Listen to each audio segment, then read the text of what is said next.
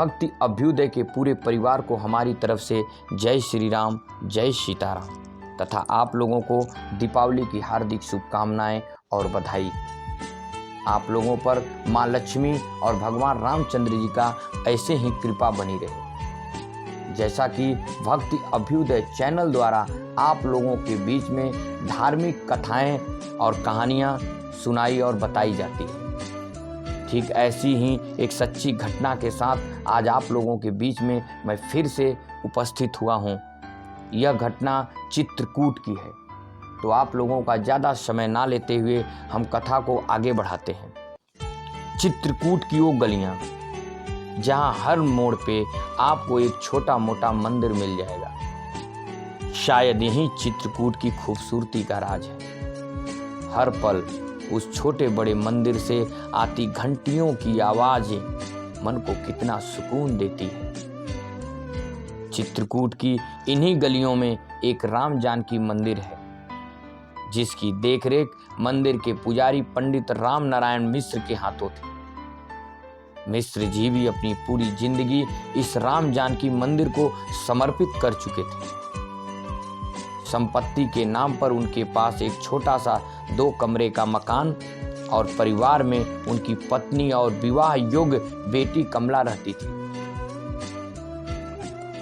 मंदिर में जो भी दान आता वही पंडित जी और उनके परिवार के गुजारे का साधन था। बेटी विवाह योग्य हो गई थी और पंडित जी ने हर मुकम्मल कोशिश की जो शायद हर बेटी का पिता करता है और करता रहेगा, पर वहीं दान दहेज पे आकर बात रुक जाती है।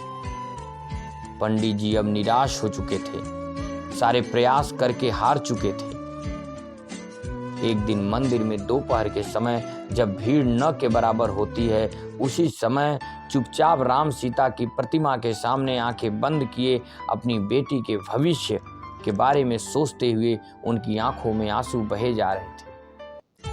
तभी उनकी कानों में एक आवाज आई, नमस्कार पंडित जी।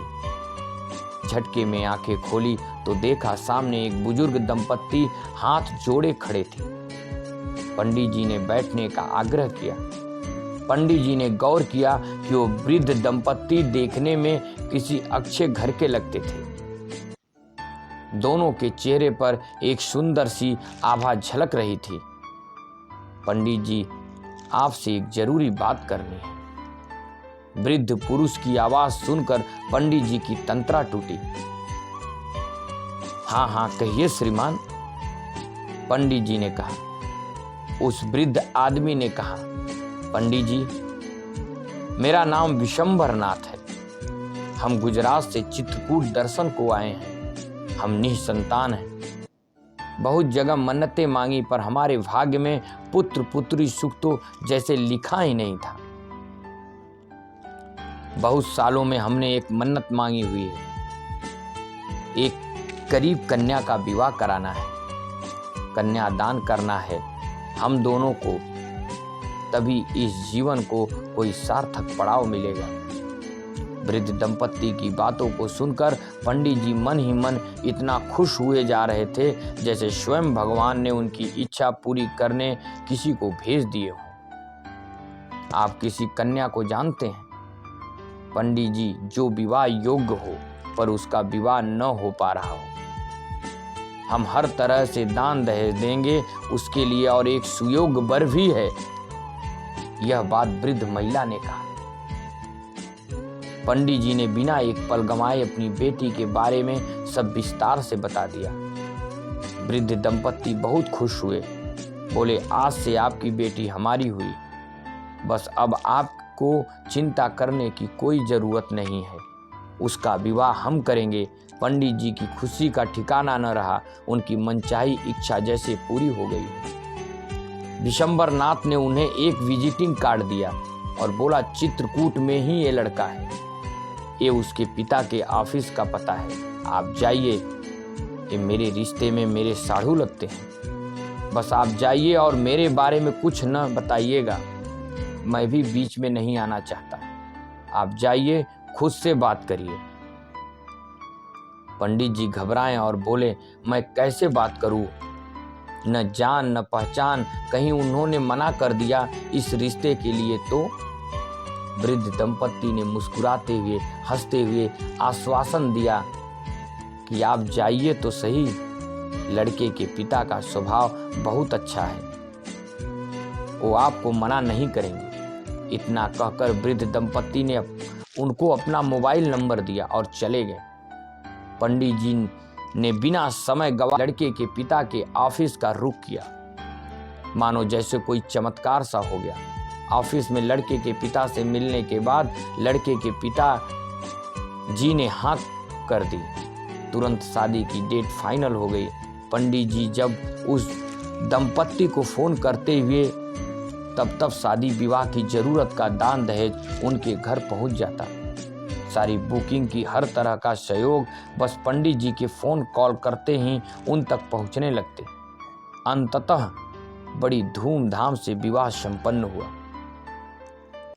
पंडित जी की लड़की कमला विदा होकर अपने ससुराल चली गई। पंडित जी ने राहत की सांस ली। पंडित जी अगले दिन मंदिर में बैठे उस वृद्ध दंपत्ति के बारे में सोच रहे थे कि कौन थे वो दंपत्ति जिन्होंने मेरी बेटी को अपना समझा, बस एक ही बार मुझसे मिलें और मेरी सारी परेशानी हर लिए। यही सोचते सोचते पंडित जी ने उनको फोन मिलाया। उनका फोन स्विच ऑफ बता रहा था। पंडित जी का दिल जोर जोर से धड़कने लगा। उन्होंने मन ही मन तय किया कि 1-2 दिन और फोन करूंगा, नहीं बात होने पर अपने समधी से पूछूंगा, जरूर विशंबर नाथ जी के बारे में बताएंगे। अंततः लगातार 3 दिन फोन करने के बाद भी विशंबर नाथ जी का फोन नहीं लगा, तो उन्होंने तुरंत अपने समधी जी को फोन मिलाया और पूछा। फिर उधर से ऐसा जवाब आया कि वो चौंक गए। फोन पे बात करने के बाद पंडित जी की आंखों से झरझर आंसू बहने लगे। पंडित जी के समधी जी का दूर दूर तक विशंबर नाथ नाम का कोई न सगा संबंधी न ही कोई मित्र था। पंडित जी आंखों में आंसू लिए मंदिर में प्रभु श्री राम के सामने हाथ जोड़कर खड़े हो गए और रोते हुए बोले, मुझे अब पता चला प्रभु मेरे दीनदयाल कि वो विशंबर नाथ और कोई नहीं आप ही थे। वो वृद्ध जानकी माता थी। आपसे मेरा और मेरी बेटी का कष्ट देखा नहीं गया। न दुनिया इस बात को माने या ना माने, पर आप ही आकर मुझसे बात करके मेरे दुख को हरे प्रभु। मेरे दीनदयाल राम जानकी की प्रतिमा जैसे मुस्कुराते हुए अपने भक्त पंडित जी को देख रही थी। तो कहते हैं कि सच्चे मन से किया गया हर काम भगवान पूरा करते हैं। तो आप लोगों के बीच में हम फिर से एक ऐसी घटना जरूर लेकर आएंगे। तब तक के लिए हमें आज्ञा दीजिए। जय श्री राम, जय सीताराम, जय सनातन धर्म।